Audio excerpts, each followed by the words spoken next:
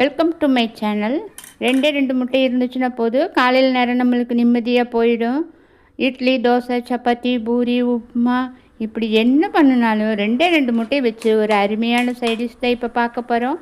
அதுக்கு வீடியோவை முழுசாக ஸ்கிப் பண்ணாமல் பாருங்கள். இப்போ ரெண்டு முட்டையை எடுத்துக்கோங்க. 2 முட்டையை உடச்சி இந்த மாதிரி ஒரு பாத்திரத்தில் ஊற்றிக்குங்க.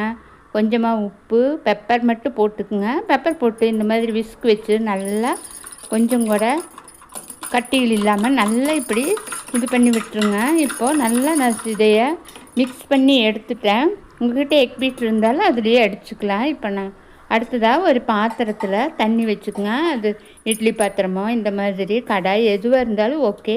அதில் வச்சு ஒரு அதை வச்சு ஒரு தட்டு போட்டு மூடி வச்சுருங்க. அது வேகட்டும். அதுக்குள்ளே நம்ம ஒரு 2 பெரிய வெங்காயத்தை எடுத்து நல்லா இந்த மாதிரி பொடி பொடியாக நறுக்கி எடுத்துக்குங்க. அது கூட ஒரு 4 பல் பூண்டு சேர்த்துக்குங்க. அடுத்ததாக 2 தக்காளி. சின்ன தக்காளியாக இருந்தால் 2 போட்டுக்குங்க. பெரிய தக்காளியாக இருந்தால் ஒன்று மட்டும் போட்டுக்குங்க.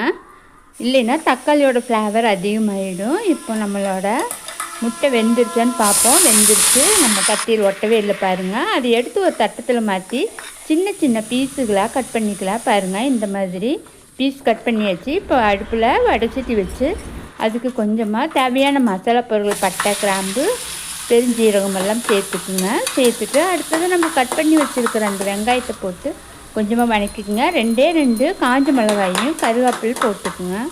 அதையும் நல்லா வதக்கி விட்டுக்குங்க. அடுத்து நம்ம கட் பண்ணி வச்சுருக்கிற தக்காளியை போட்டு ஒரு 2 நிமிஷம் நல்லா வதக்கி விடுங்க. நல்லா அந்த தக்காளி நல்லா அந்த எண்ணெயில் கொஞ்சம் நேரம் நல்லா வேகட்டும். இப்போ வெந்த பிறகு அதுக்கு தேவையான மசாலா பொருள்களை சேர்க்கலாம். இப்போ ஃபஸ்ட்டு நம்ம மஞ்சத்தூள் கொஞ்சம் போட்டுக்குங்க. அடுத்ததாக சாம்பார் தூள் இல்லை, குழம்பு மிளகாத்தூள். அது நம்ம அரைச்சி வச்சுருக்கிற மிளகாத்தூள் தான். அதோட ரெசிபி என்னோடய சேனலில் இருக்குது, போய் பாருங்கள். அடுத்ததாக கொஞ்சமாக கொத்தமல்லி பொடி போட்டுக்கலாம். கொத்தமல்லி பொடி போட்டு தேவையான அளவு உப்பு சேர்த்துக்கணும். உப்பு சேர்த்துட்டு அடுத்ததாக கொஞ்சம் தண்ணி விட்டு நல்லா கொதிக்க விடுங்க.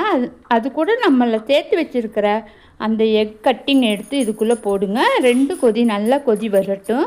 ஏற்கனவே நம்மளோட முட்டை வெந்து தான் இருக்குது. ஆனாலும் அந்த மசாலாவோட நல்லா மிக்ஸ் ஆகிறதுக்காக நல்லா இப்படி கொதிக்கிறதுக்கு விடுங்க.